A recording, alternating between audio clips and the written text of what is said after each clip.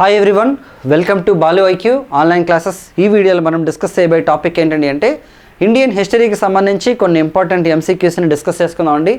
Indian history అనేది మనకి central ఎగ్జామ్స్కి, స్టేట్ ఎగ్జామ్స్కి అన్నీ ఇంపార్టెంటే. అయితే మనకి సెంట్రల్ లెవెల్లో తీసుకుంటే మనకి ఎస్ఎస్సి, సిజిఎల్ కానీ ఆర్ఆర్బీ అన్ని ఎగ్జామ్స్కి ఉపయోగపడుతుంది. అలాగే యూపీఎస్సీ ఎగ్జామ్స్ కూడా ఉపయోగపడుతుంది. స్టేట్ లెవెల్లో తీసుకుంటే మనకి ఏపీ అండ్ టీఎస్లో వచ్చే ప్రతి నోటిఫికేషన్ కూడా మనకి అవసరం అనమాట. మరి తెలంగాణలో త్వరలో పోలీస్ నోటిఫికేషన్ ఉందండి, పోలీస్ కానిస్టేబుల్ అండ్ ఎస్ఐకి సంబంధించి. అలాగే ఏపీలో అయితే జూన్ 1వ తేదీన కానిస్టేబుల్ మెయిన్స్ ఎగ్జామ్ కూడా కండక్ట్ చేయడం జరుగుతుందన్నమాట. సో వీటన్నింటిని దృష్టిలో పెట్టుకొని మనం క్వశ్చన్స్ అయితే చేద్దామండి. మరి ఫస్ట్ టైం మీరు కనుక మన బాలు ఐక్యూ ఛానల్ని విజిట్ చేస్తున్నట్లయితే ఛానల్ని సబ్స్క్రైబ్ చేసుకోండి. అలాగే వీడియోని లైక్ చేయండి, అప్పుడే ఎక్కువ మందికి రికమెండ్ అవుతుంది. మనం నెంబర్ ఆఫ్ వీడియోస్ అయితే చేయగలుగుతాం అనమాట. మీకు ఎలాంటి ఎంత మంచి కంటెంట్ ప్లస్ అలాగే ఎంత టఫెస్ట్ కంటెంట్ అయినా సరే చాలా సింప్లిఫై చేసి నేను మీకైతే ఎక్స్ప్లెయిన్ చేస్తానండి. ఖచ్చితంగాను ప్రతిదానికి కూడా ఒక డీటెయిల్డ్ ఎక్స్ప్లెనేషన్ ఇస్తాను. అలాగే మీకు కనుక ఫుల్ ఫ్లెడ్జ్డ్ థియరిటికల్ కంటెంట్ కావాలని అనుకుంటే మన బాలు ఐక్యూ యాప్ని డౌన్లోడ్ చేసుకోండి. మీ గూగుల్ ప్లేస్టోర్లో అందుబాటులో ఉంటుంది. ప్రస్తుతానికి మీకు ఏ సింగిల్ సబ్జెక్ట్ అయినా సరే 199 రూపీస్కి మీకు అందుబాటులో ఉందండి. 2 సబ్జెక్టులు అయితే 299, 3 సబ్జెక్ట్స్ అయితే 399, 4 సబ్జెక్ట్స్ అయితే 499 అండి. ఏ సబ్జెక్ట్ అయినా సరే మీకు మొత్తం 6 months వ్యాలిడిటీ, ఎనీ కోర్స్ అయితే 6 months వ్యాలిడిటీతో మీకు అందుబాటులోకి ఉందన్నమాట ప్రస్తుతానికి కోర్సు. డిస్క్రిప్షన్ లింక్ ద్వారా మీరు డౌన్లోడ్ చేసుకోవచ్చు. మరి ఫస్ట్ క్వశ్చన్ చూద్దాం. పూనా సార్వజనిక సభను ఎవరు ఏర్పాటు చేశారంటే పూనా సార్వజనిక సభను ఎవరు ఏర్పాటు చేస్తారు? ఆప్షన్స్ మహదేవ్ గోవింద రానడే, గోపాలకృష్ణ గోఖలే, వాసుదేవ్ బలవంత్ ఫాట్కే అండ్ బాలగంగాధర్ తిలక్ అండి. చూడండి, మహదేవ్ గోవింద రానడే మనకి ఏర్పాటు చేశారు. సో ఎంజీ రనడే గారు అనమాట. సో ఎంజీ రనడే గారు ఏంటంటే అంటే మనకి గోపాలకృష్ణ గోఖలే గారి యొక్క గురువు అనమాట.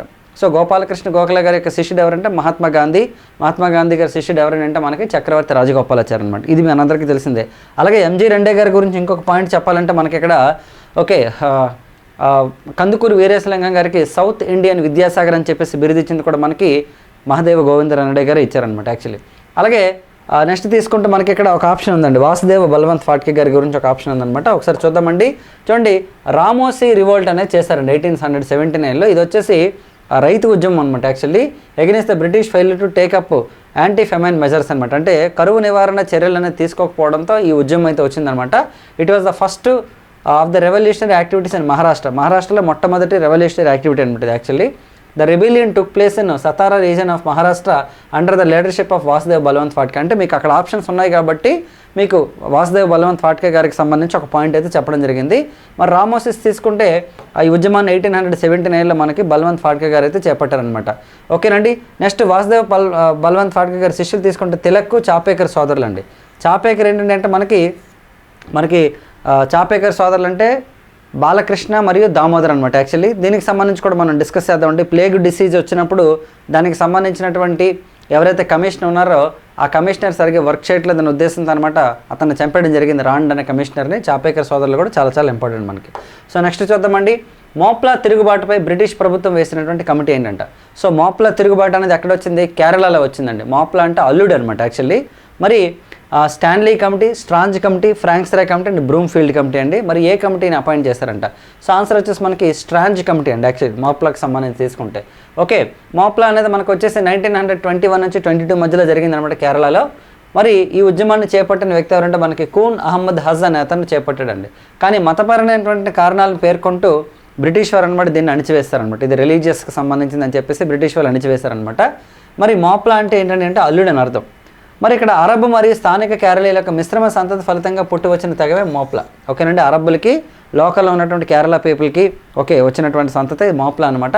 ఈ తిరుగుబాటు సందర్భంగా హిందూ జమీందారులు బ్రిటిష్ వారిపై దాడులు జరిగాయి. ఓకే, కానీ బ్రిటిష్ వారు దీన్ని ఒక మతపరమైన ఉద్యమంగా అణిచేశారనమాట. ఈ తిరుగుబాటుపై వేసిన కమిటీ స్ట్రాంజ్ కమిటీ అనమాట. మరి ఇక్కడ మీరు అబ్జర్వ్ చేసినట్లయితే ఈ ఫ్రాంక్స్రాయ్ కమిటీ వచ్చేసి మనకి చంపారన్ సత్యాగ్రహం మీద వేశారండి యాక్చువల్లీ.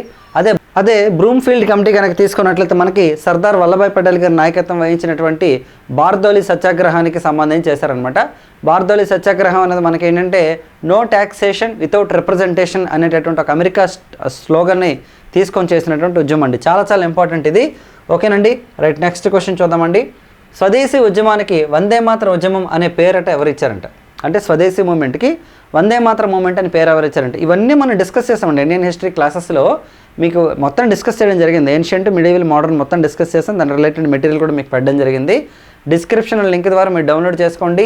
హిస్టరీ అండ్ పాలిటీ అయితే 299, పాలిటీ, హిస్టరీ, ఎకానమీ అయితే 399, 4 సబ్జెక్టులు ఇంక్లూడింగ్ జాగ్రఫీ అయితే 499. అలాగే టెస్ట్ సిరీస్ ఏమైనా కావాలనుకుంటే కూడా 99 రూపీస్కి మీకు అందుబాటులో ఉంటుంది. A single test series along with bid bank ఉంటుంది మీకు అందులో. ఓకేనా? చూడండి, స్వదేశీ ఉద్యమానికి వందే మాతర ఉద్యమం అనే పేరు ఎవరు ఇచ్చారంట? సురేంద్రనాథ్ బెనర్జీ, కేకే మిత్రా, అశ్విని కుమార్ దత్, అరవింద్ ఘోష్ అండి. ఆన్సర్ వచ్చేసి మనకి అశ్విని కుమార్ దత్ అనమాట. సో స్వదేశీ ఉద్యమం అనేది ఏంటి మనకి 1905లో బెంగాల్ డివిజన్కి అగెనిస్ట్గా వచ్చినటువంటి ఉద్యమం అనమాట. బెంగాల్ డివిజన్ అనేది 1905లో మనకి అనౌన్స్మెంట్ ఇస్తే, జూలైలో అనౌన్స్మెంట్ ఇస్తే ఆగస్టు 7th 1905 ఆగస్ట్ 7th అనమాట కేకే మిత్రా అండ్ సురేంద్రనాథ్ బెనర్జీ ప్రారంభించినటువంటి మూమెంట్ స్వదేశీ మూమెంట్. ఈ స్వదేశీ మూమెంట్ భారతదేశం మొత్తం జరిగిందంటే కొన్ని ప్రాంతాల్లో ఎస్పెషల్ ఎక్కువ జరిగిందనమాట. అది ఒరిస్సాలో బారిసాల్ అనే ప్రాంతాల్లో బాగా జరిగిందనమాట. అక్కడ అశ్విని కుమార్ దత్త అనేటటువంటి పర్సన్ అనమాట ఈ ఉద్యమాన్ని ఉధృతంగా చేపడుతూ దీనికి బంకిం చంద్ర చటర్జీ గారు రచించినటువంటి వందే మాతరం అనే పదాన్ని జోడించి వందే మాతరం నినాదాలు ఇవ్వడంతో ఈ ఉద్యమానికి వందే మాతరం ఉద్యమం అని పేరు వచ్చింది. చాలా చాలా చాలా ఇంపార్టెంట్. ఓకేనండి. చాలా అతను ఏర్పాటు చేసింది ఏంటంటే స్వదేశీ బంధన్ సమితిని ఏర్పాటు చేశారు. ఓకేనండి. ఉద్యమం పేరుని ప్రతిపాదించారు. అలాగే 1897లో అమరావతిలో జరిగినటువంటి కాంగ్రెస్ సమావేశానికి 3 నాళ్ళ తమాషా అని పేర్కోవడం జరిగింది. అంటే కాంగ్రెస్ సమావేశాలు జనరల్గా 3 days జరుగుతాయి అన్నమాట వాస్తవానికి. అంటే డిసెంబరు 28 నుంచి 31 లేదా 30th వరకు 3 days జరుగుతాయి వాస్తవానికి. అందుకని చెప్పేసి కాంగ్రెస్ సమావేశాన్ని ఇతను 3 నాళ్ళ తమాషాగా పేర్కొనడం జరిగిందనమాట. నెక్స్ట్ ఉండి యూరోపియన్ లైబ్రరీలో ఒక బీరువాలో పుస్తకాలు ఇండియా మరియు అరేబియాలో మొత్తం సాహిత్యానికి సమానం అని ఎవరన్నారంట? అంటే యూరోపియన్ లైబ్రరీ ఏదైతే ఉందో ఆ లైబ్రరీలో మొత్తం బుక్స్ ఎన్ని అయితే ఉంటాయో ఆ బుక్స్ అన్నీనంట యూరోప్లోని అరేబియా దేశంలోని అలాగే భారతదేశంలో ఉన్నటువంటి లిటరేచర్కి ఈక్వల్గా ఉంటాయి. అంటే అంత తక్కువ లిటరేచర్ ఎక్కడ ఇండియాలోని కానీ అరేబియాలో అని చెప్పేసి చెప్పారంట ఒక పర్సన్. ఎవరు ఆ స్టేట్మెంట్ ఇచ్చారు? Benjamin Schultze, William Bentinck, Alexander Cunningham and lord Macaulay అండి. మెకాలే అండి. యాక్చువల్లీ మెకాలే అనే వ్యక్తి ఎవరంటే ఫస్ట్ లా కమిషన్ చైర్మన్ అనమాట. భారతదేశంలో ఇంగ్లీష్ లాంగ్వేజ్ని ప్రతిపాదించినటువంటి కమిటీకి చైర్పర్సన్ అనమాట లార్డ్ మెకాలే. ఈయన చెప్పిన స్టేట్మెంట్ ఇది అనమాట. యాక్చువల్లీ ఈయన ఏంటంటే పూర్తిగా చూడలేదు యాక్చువల్లీ ఇండియాలో ఉన్న లిటరేచర్ని, కాబట్టి పాపం అలా చెప్పాడు అనమాట. అది ఆయన తప్పు కాదు అది. ఓకే, నెక్స్ట్ చూడండి, కలకత్తా చీకటి గది ఉదంతం ఏ సంవత్సరంలో జరిగింది? ఓకేనండి. దీన్నే బ్లాక్ హోల్ ట్రెజరీ అంటారనమాట. ఈ బ్లాక్ హోల్ ట్రెజరీ అనేది ఏ సంవత్సరంలో జరిగింది? 1755, 56, 54, 57 అండి. ఆన్సర్ 1756 జూన్ 20, 1756న బ్లాక్ హోల్ ట్రెజరీ జరిగిందనమాట. ఇది ఏంటండి అంటే యాక్చువల్లీ అప్పటి కలకత్తా నవాబ్ అంటే బెంగాల్ నవాబ్ అయినటువంటి సిరాజుద్దౌలా ఏం చెప్తాడంటే ఫ్రెంచ్ వాళ్ళు బ్రిటిష్ వాళ్ళు అనమాట అక్కడ ఫెన్సింగ్ కడతా ఉంటారు. అంటే వాళ్ళ యొక్క కంపెనీలు ఏవైతే ఉంటాయో వాటి చుట్టూ ప్రహరీ గోడలు కడుతుంటే అది ఆపని చెప్తాడు. మీరు వచ్చింది వ్యాపారం చేసుకోవడానికి అంతవరకే చేయండి, ఎక్స్ట్రాలు చేయొద్దని చెప్తాడు అనమాట. కానీ ఫ్రెంచ్ వారు బేసిక్గా ఆపేస్తారండి, కానీ బ్రిటిష్ వాళ్ళు ఆపరనమాట. సో బ్రిటిష్ వాళ్ళు ఎప్పుడైతే ఆపరో వెంటనే కలకత్తా, కాసిం బజార్ ప్రాంతాల మీద అటాకులు చేయడం మొదలు పెడతాడు ఈయన. అట్ ద సేమ్ టైం ఏంటంటే దస్తకులని ఫ్రీ పాస్లు ఉంటాయి, వాటిని మిస్యూజ్ చేస్తారు బ్రిటిష్ వాళ్ళు. దాంతోపాటు అమీన్ చంద్ అని చెప్పేసి ఒక వ్యాపారం ఉంటాడు అనమాట, అతన్ని లోబరుచుకొని ఎవరు సిరాజుద్దౌలా మీదకి ఉసుగొల్పడానికి ట్రై చేస్తారనమాట. సో ఇవన్నీ ఆలోచించి ఈ సిరాజుద్దౌలా ఏం చేస్తాడంటే అతని యొక్క సైన్యాన్ని వేసుకొని వెళ్ళి అక్కడ ఫోర్ట్ విలియమ్స్లో ఒక చిన్న కోట లాంటిది ఉంటే అందులోనమాట దాదాపు 146 మెంబర్స్ని బంధించేస్తారండి. బంధించి తలుపులు వేసుకొని వచ్చేస్తారనమాట వీళ్ళందరూ. సో నెక్స్ట్ డే మార్నింగ్ కేవలం 23 మెంబర్స్ మాత్రం మిగిలారు అని చెప్పేసి అక్కడ చూసినటువంటి హాల్వెల్ అనేటటువంటి ఒక సైనికుడు చెప్పాడనమాట. తర్వాత ఇదంతా అబద్ధం, ఇది పెద్ద జోక్ ఇదని చెప్పేసి కూడా చెప్పిన వాళ్ళు ఉన్నారు బ్రిటిష్ వాళ్ళలోనే. సో కాబట్టి ఈ కలకత్తా చీకటి గది ఉదంతం అండి. సో దీని తర్వాత ఇది మీకు ఇమేజ్ కూడా ఇచ్చాను నేను. సో దీని తర్వాత జరిగినటువంటిదే ప్లాసీ యుద్ధం. 1757 జూన్ 23న ప్లాసీ యుద్ధం జరుగుతుందన్నమాట actually. Right. So next question చూద్దామండి. శివాజీ పట్టాభిషేకానికి హాజరైనటువంటి ఆంగ్లేయుడు ఎవరంట? General Anthony Cope, James Carlson, Thomas Herbert and Oxenden. So answer వచ్చేసి యాక్సెండన్ అనే ఆంగ్లేయుడు అటెండ్ అయ్యాడు అనమాట. 1674 జూన్ 6న జరిగిందనమాట పట్టాభిషేకం అనేది.